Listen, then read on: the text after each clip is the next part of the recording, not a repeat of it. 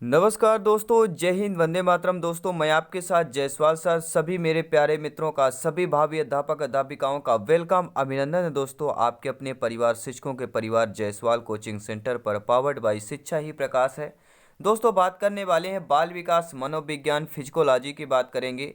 आपको पता है दोस्तों, आजकल जो पेडागोजी के क्वेश्चन आते हैं, मनोविज्ञान यानी फिजिकोलॉजी के ज़्यादा क्वेश्चन आते हैं। तो ये पार्ट बहुत इंपॉर्टेंट होता है। हम क्या बाल विकास पढ़ के जाते हैं, लेकिन बाल विकास से कम अब प्रश्न जो आने लगे, क्योंकि टफ कंपटीशन जो बनता है वो हमारे फिजिकोलॉजी यानी मनोविज्ञान में बनता है। तो ये पार्ट बहुत ही इंपॉर्टेंट होता है दोस्तों सिलेक्शन के लिए, प्रत्येक पेडागोजी के लिए। तो आपका ये जो पार्ट है, इस पार्ट में हम 30 महत्वपूर्ण क्वेश्चन लाजवाब यहाँ पे डिस्कस करने वाले हैं, और हर एक प्रश्न आपके सिलेबस के अकॉर्डिंग है।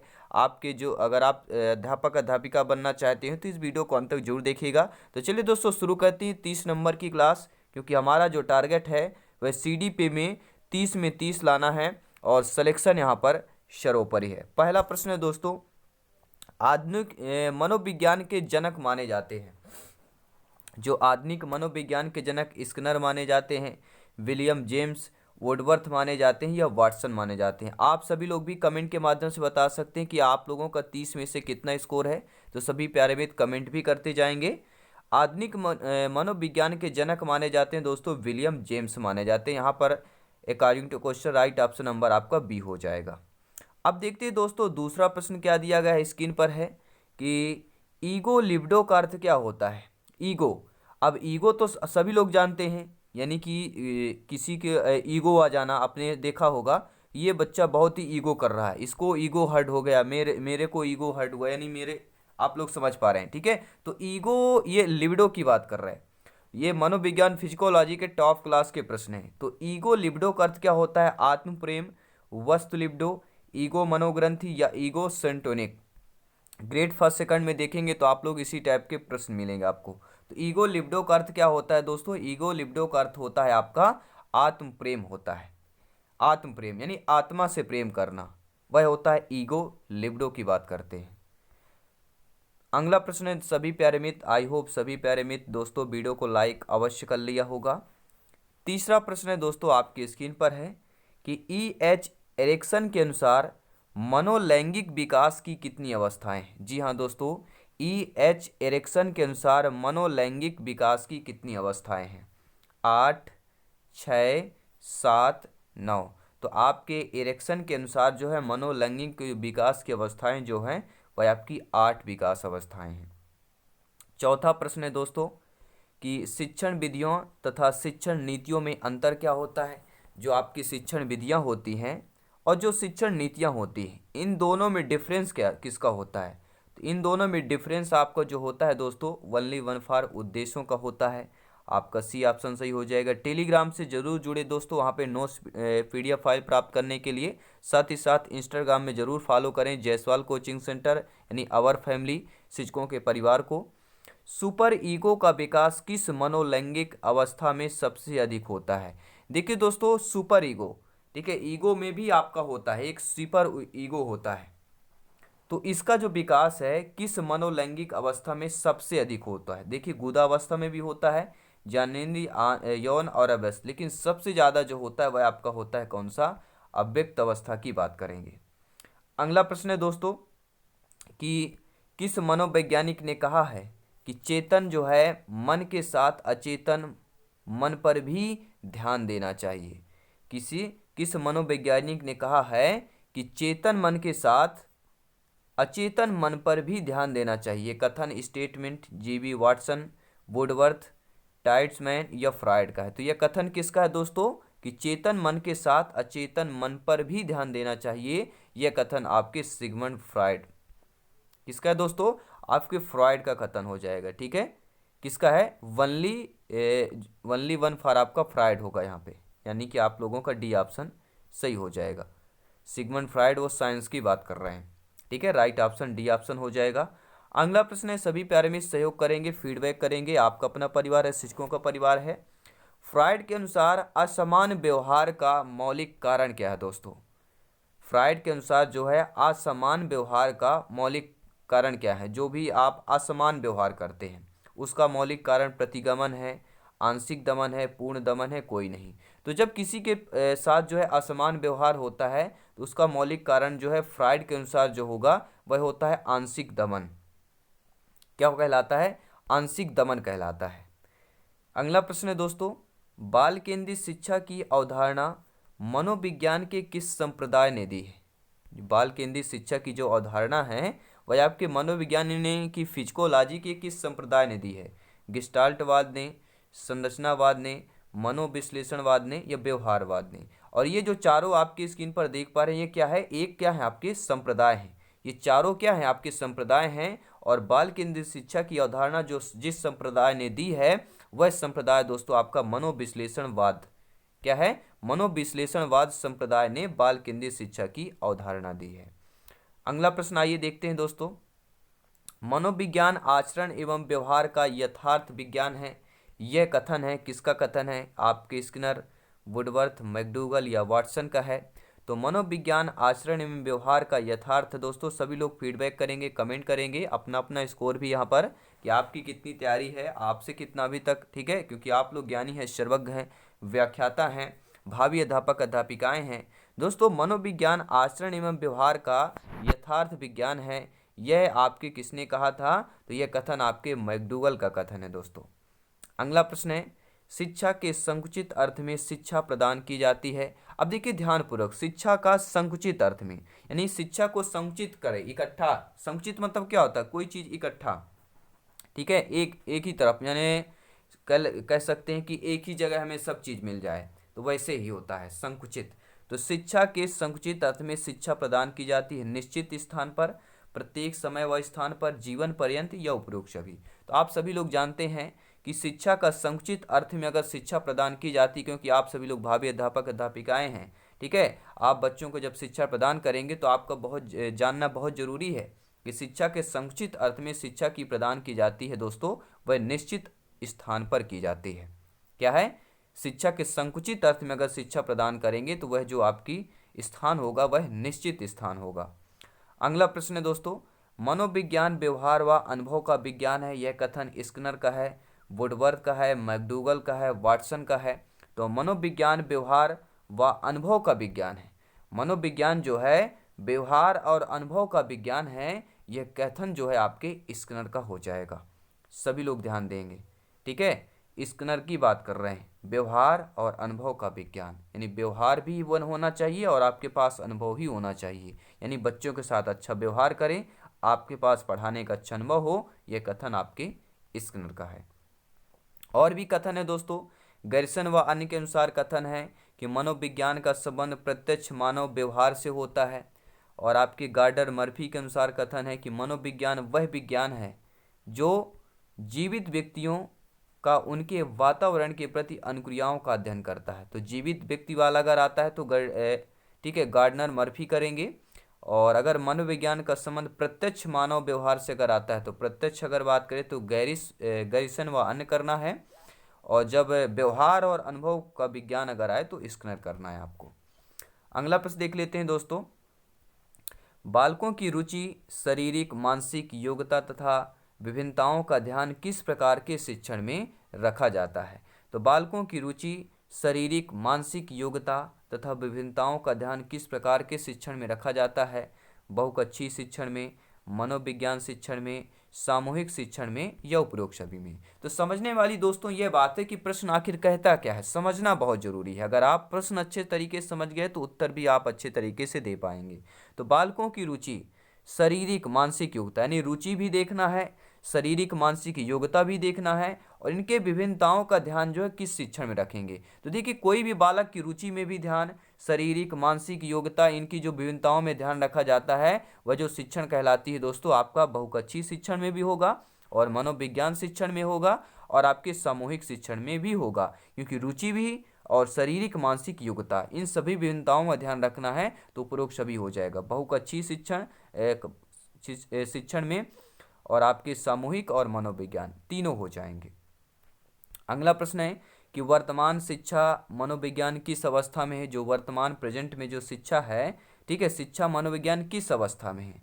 शैशवावस्था, बाल्यावस्था, किशोरावस्था, वृद्धावस्था। तो वर्तमान में जो शिक्षा मनोविज्ञान है दोस्तों किस अवस्था में है, तो आप सभी लोग जानते हैं वह अवस्था दोस्तों शैशवावस्था की बात करेंगे। पहला ऑप्शन सही हो जाएगा। बहुत बहुत धन्यवाद सभी दोस्तों का फीडबैक देने के लिए, ठीक है, और सपोर्ट करने के लिए अपने परिवार के। ये शिक्षकों का परिवार है, आपका परिवार है, अवर फैमिली है। दोस्तों बात करेंगे अगले प्रश्न की कि निम्नलिखित में से लंबात्मक विधि का अध्ययन किसने किया था। ध्यानपूर्वक देखिएगा, लंबात्मक विधि की हम बात कर रहे हैं, ठीक है। कार्ल सी गैरिसन ने, जॉन डीवी ने, जॉन लॉक ने, या इनमें से कोई नहीं।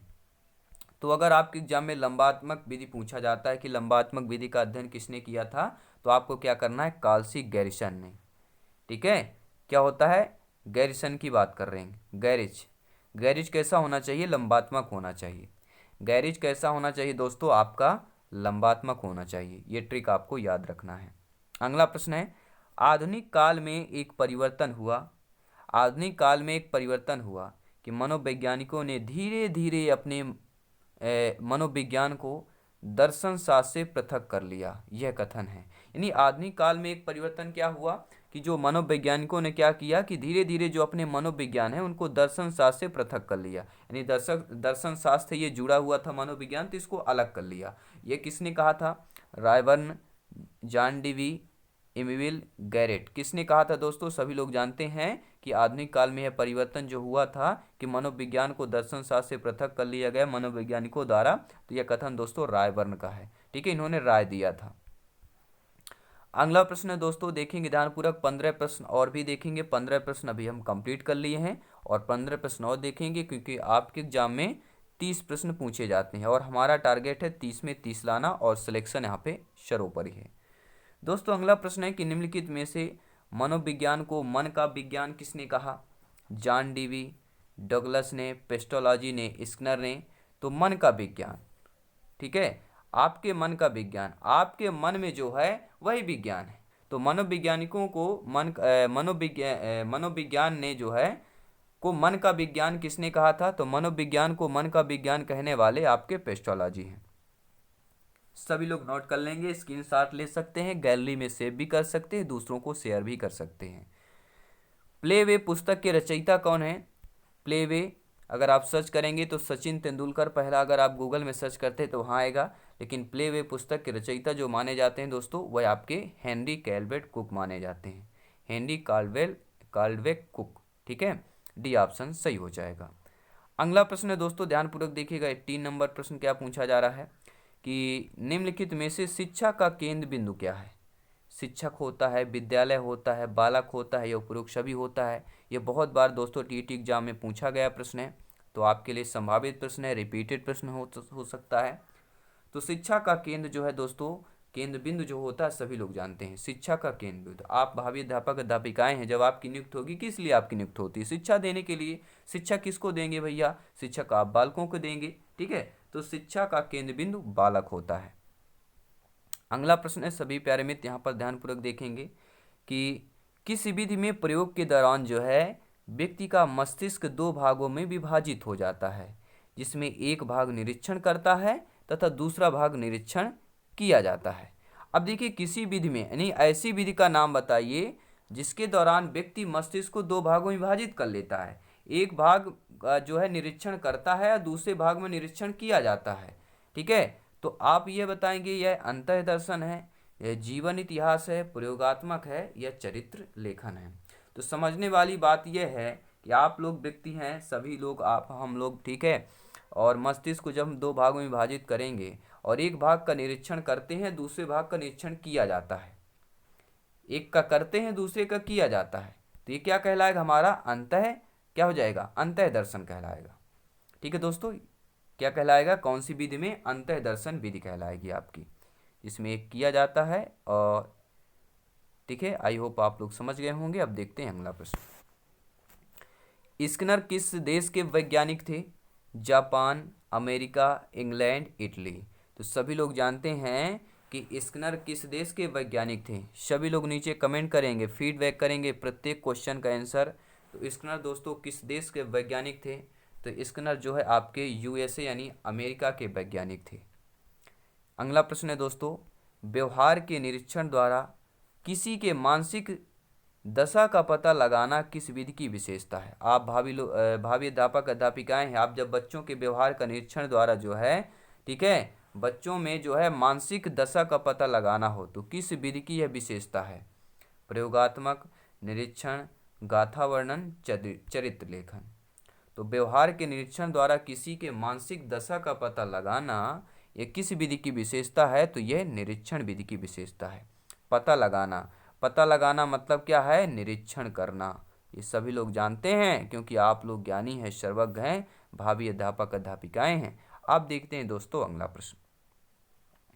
अगला प्रश्न कह रहा है कि मनोविज्ञान के संबंध में के एंड के की परिभाषा है, अर्थात क्रो एवं क्रो की। तो क्रो एवं क्रो की परिभाषा कौन सी है यह आपको बताना है कि मुझे बच्चा दो और बताओ कि उसे क्या बनाऊं, इंजीनियर या डॉक्टर या अन्य, या किसी व्यक्ति के जन्म से लेकर वृद्धावस्था तक के अधिगम अनुभवों का वर्णन तथा धारण ही मनोविज्ञान है। जी हाँ दोस्तों, क्रो एवं क्रो का कथन यही है कि किसी व्यक्ति के जन्म से लेकर वृद्धावस्था तक के अधिगम अनुभवों का वर्णन तथा धारणा ही मनोविज्ञान है। जन्म से लेकर वृद्धावस्था तक अगर बात करें, उनके अनुभव का वर्णन और धारणा ही मनोविज्ञान बात करे तो यह कथन क्रो एवं क्रो का है। अब देखते हैं दोस्तों अगला प्रश्न। मनोविज्ञान को आत्मा का विज्ञान किसने कहा है? अरस्तु ने, वाटसन ने, रूसो ने, वुंट ने। सभी लोग कमेंट करेंगे, फीडबैक करेंगे क्योंकि यहाँ पर दोस्तों सिलेक्शन सर्वोपरि है। तो मनोविज्ञान को आत्मा का विज्ञान किसने कहा था? तो मनोविज्ञान को आत्मा का विज्ञान किसने कहा था? बहुत बार रिपीट हुआ है क्वेश्चन, बहुत बार पूछा गया है, आप सभी लोग जानते हैं। कमेंट जरूर करें तो अरस्तु हो जाएगा। मनोविज्ञान के आत्मा का विज्ञान, आ से आत्मा होता है और आ से अरस्तु होता है, ये नोट कर लेंगे। तो आ वर्ण यहाँ पर क्या है? फैक्ट चल रहा है, आ वर्ण फैक्ट है, आत्मा और अरस्तु, यानी मनोविज्ञान को आत्मा का विज्ञान किसने कहा? अरस्तु ने कहा। अगला प्रश्न है कि मनोविज्ञान के संबंध में स्किनर की परिभाषा क्या है दोस्तों? मुझे बच्चा दो और बताओ कि उसे क्या बनाऊं, इंजीनियर या डॉक्टर, या किसी व्यक्ति के जन्म से लेकर वृद्धावस्था तक के अनुभवों का वर्णन धारण करना मनोविज्ञान। ये क्रो एवं क्रो का है, बी ऑप्शन वाला। लेकिन हमें बताना है स्किनर की परिभाषा। तो स्किनर की परिभाषा यही है कि मनोविज्ञान शिक्षा का आधारभूत विज्ञान है। जब भी स्किनर की बात करें, स्किनर की परिभाषा की बात करें तो मनोविज्ञान शिक्षा का आधारभूत विज्ञान है। अब देखते हैं दोस्तों अगला प्रश्न। 5-6 प्रश्न और है, ध्यानपूर्वक देख लेते हैं। शक्ति मनोविज्ञान का प्रतिपादन किसने किया था? सभी लोग फीडबैक करेंगे, कमेंट करेंगे दोस्तों। तो शक्ति मनोविज्ञान का प्रतिपादन किसने किया था? वाल्फ ने, टाइडमैन ने, वुंट ने, आपके टिचनर ने। तो शक्ति मनोविज्ञान का प्रतिपादन करने वाले आपके जो महान वैज्ञानिक हैं, महान मनोवैज्ञानिक हैं, शक्ति मनोविज्ञान की जिनको प्रतिपादन किया वह आपके वॉल्फ हैं। जी हाँ, हम किसकी बात कर रहे हैं? हम वॉल्फ की बात कर रहे हैं। सभी लोग नोट कर लेंगे। सभी लोग एक बार जितने मेरे प्यारे भाई बहन हैं चैनल पे पहली बार विजिट कर रहे हैं, चैनल को सब्सक्राइब करें, आपका अपना परिवार है, और बेल आइकन जरूर प्रेस करें ताकि लेटेस्ट नोटिफिकेशन मिलता रहे। और इस वीडियो को देखने के बाद चैनल को जरूर विजिट करें, प्लेलिस्ट चेक करें, सारी क्लासेज आपके सिलेबस के अनुसार है क्योंकि सिलेक्शन 101% श्योर एंड प्योर है। तो शक्ति मनोविज्ञान के प्रतिपादक आपके वाल्फ हो जाएंगे। और बात करें अगले प्रश्न की कि निम्नलिखित में से किसने सबसे पहले जो है प्रश्नावली का निर्माण किया था? ऐसे व्यक्ति का नाम बताइए जिन्होंने प्रश्नावली का दोस्तों सर्वप्रथम निर्माण किया। जी हाँ, प्रश्नावली का सर्वप्रथम निर्माण करने वाले आपके प्लेटो हैं, लोविट हैं, वुडवर्थ हैं, या आपके ब्रूनर हैं। आपका कमेंट शर्मान है, आप लोग ही यहाँ पर ठीक है फीडबैक देते हैं, आपका फीडबैक शर्मान है। तो सबसे पहले प्रश्नावली का निर्माण करने वाले हम बात करते हैं वुडवर्थ की बात करते हैं। प्रश्नावली का निर्माण करने वाले, जब किसी का अर्थ नहीं होता, किसी भी ठीक है, अर्थ जानना बहुत जरूरी है। जब आपको अर्थ है तो प्रश्नावली का निर्माण कर लेंगे, इसलिए आपका वुडवर्थ है। तो यहाँ पे अर्थ का ठीक है, अर्थ शब्द की यहाँ पे क्या हो रहा है? फैक्ट है। तो अर्थ शब्द यहाँ पे फैक्ट कर लेना है कि सबसे पहले प्रश्नावली का जो निर्माण करने वाले हैं आपके वुडवर्थ हैं। अगला प्रश्न है कि क्रो एवं क्रो, क्रो और क्रो ने किस विधि के संदर्भ में कहा है कि मनोवैज्ञानिक प्रयोगों का उद्देश्य किसी निश्चित परिस्थिति या दशाओं में मानव व्यवहार से संबंधित किसी विश्वास या विचार का परीक्षण करना है? यह दोस्तों किस विधि में कहा है आपका? के ने यानी क्रोयम क्रो ने अंतर्दर्शन, बहिर्दर्शन, प्रयोगात्मक, जीवन इतिहास। तो मनोविज्ञान प्रयोगों का उद्देश्य किसी निश्चित परिस्थिति दशाओं में मानव व्यवहार से संबंधित किसी विश्वास या विचार का, देखिए तो यहाँ पे क्या दिया गया है, मानव व्यवहार से संबंधित, तो मानव व्यवहार से संबंधित विश्वास और विचार का परीक्षण, तो क्या कहलाएगा, यह अंतर्दर्शन कहला जाएगा, क्योंकि मानव व्यवहार यहाँ पे बात कर दिया और उनके विचार बात की दिया, तो विचार आपके अंतर ही होते हैं, बहिर्दर्शन नहीं हो सकते, क्योंकि आपके विचार जो आपके अंदर होंगे, आपकी जो सोच होगी वही बोल पाएंगे। तो आपके विचार का परीक्षण क्या कहलाएगा, ये दोस्तों विधि आपकी अंतर्दर्शन कहला जाएगी। अगला प्रश्न है दोस्तों, खेलों के माध्यम से बालक में कौन सा गुण विकसित होता है, सामाजिकता का, नैतिकता का, व्यावसायिकता का या भौतिकता का। आप सभी लोग कमेंट करेंगे, फीडबैक करेंगे, क्योंकि ऐसा प्रश्न पूछा जाता है, खेल विधि से या खेल से संबंधित एक प्रश्न जरूर होता है। तो खेलों के माध्यम से बालक में कौन सा गुण विकसित होगा, देखिए खेल के माध्यम से सभी बच्चे खेलते हैं, समाज में सभी व्यक्ति बच्चे खेलते हैं, एक साथ खेलते हैं, इसमें देखिए सामाजिकता का विकास होता है।